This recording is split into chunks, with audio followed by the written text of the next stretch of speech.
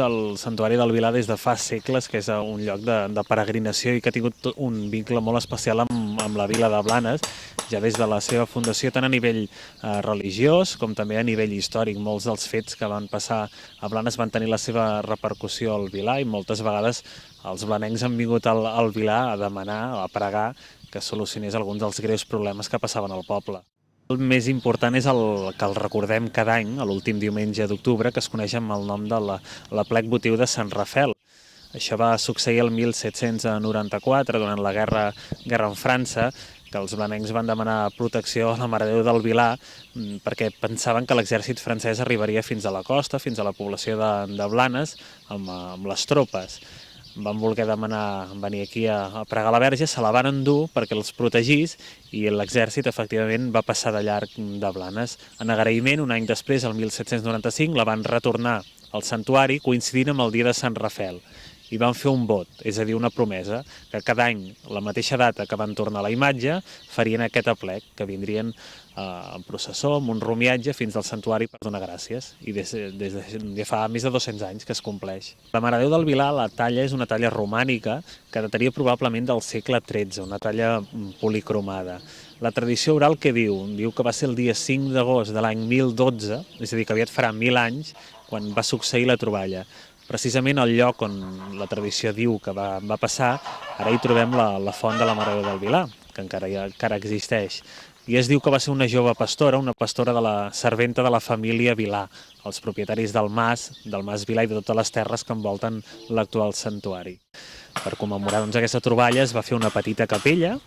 Les primeres notícies que tenim del santuari daten del segle XIV, però estem parlant del 1300, al llarg d'aquest segle, i va ser sobretot al segle XVII, a l'any 1609, quan es va construir un santuari ja més gran, de més grans proporcions, i van fer fins i tot el porxo d'entrada, el porxo antic. Això data del segle XVII. Tota aquesta estructura va desaparèixer el 1936, el dia de la festa major de Blanes, el dia de Santa Anna, 26 de juliol, va patir un incendi, el van cremar al santuari i es va destruir gairebé totalment.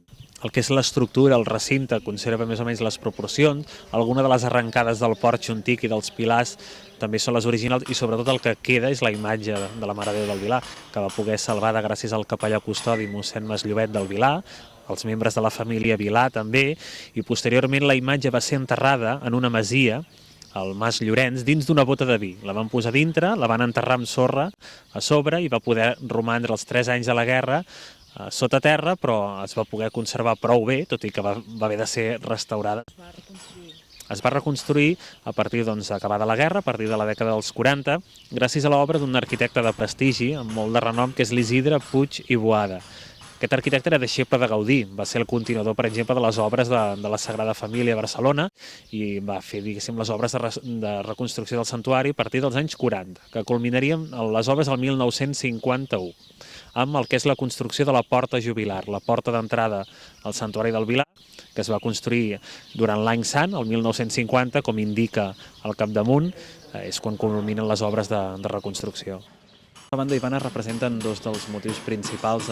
La gent que ha seguit la devoció a la Mare del Vilar han sigut terrassans, la gent del camp i els pescadors.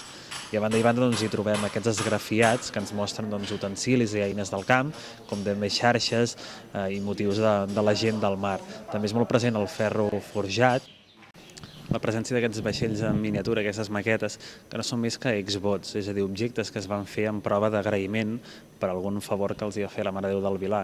Normalment eren vaixells, estaven construïts a tamany a escala i representaven l'embarcació tal com era.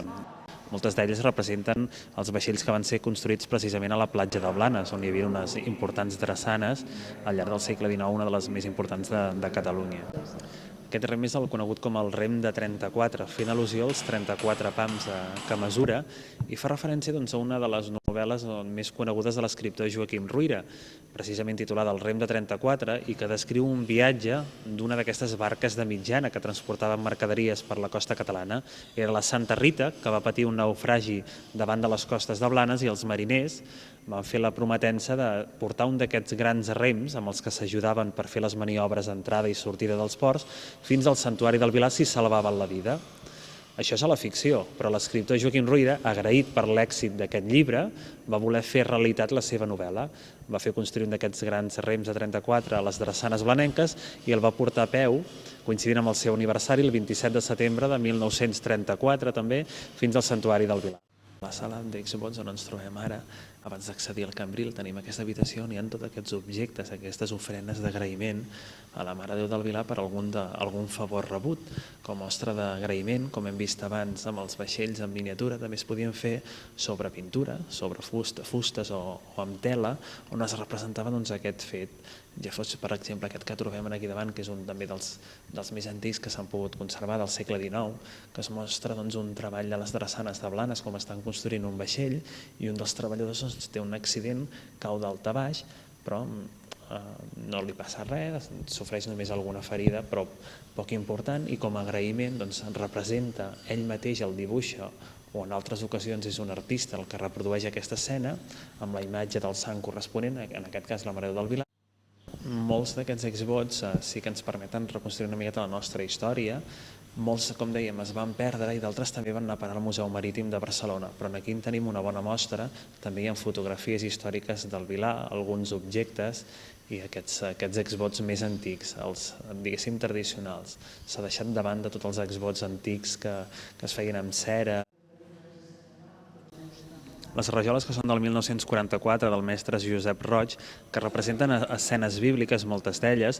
Per exemple, darrere nostra tenim l'Anunciació, després hi ha les noces de Canà i també l'escena de la crucifixió al mig de l'altar. Una de les més importants també pel seu simbolisme és la que es troben a l'altar mateix, que representa la troballa de la Mare de Déu del Vilar. Una mostra de la devoció que han tingut per la Mare de Déu del Vilar els terrassans i els pescadors la trobem en el presbiteri mateix, amb la representació de Sant Elm, el patró dels mariners, i a l'altra banda trobem en Sant Isidre, que és el patró dels terrassans o dels pagesos. També hi ha les inscripcions que trobem en els goigs del Vilar i que fan al·lusió a l'alegria i al goig del dia de l'aplec, perquè es celebra el dimarts de Pasqua. Hi ha una llegenda popular que explica el motiu d'aquesta unglada a la galta de la talla de la Mare de Déu i es diu que un soldat francès que durant una de les nombroses incursions que feia l'exèrcit francès al nostre territori es va acostar al santuari i va voler demostrar que la imatge només era una talla de fusta, no? I per comprovar-ho va clavar una de les ungles en el rostre de la imatge.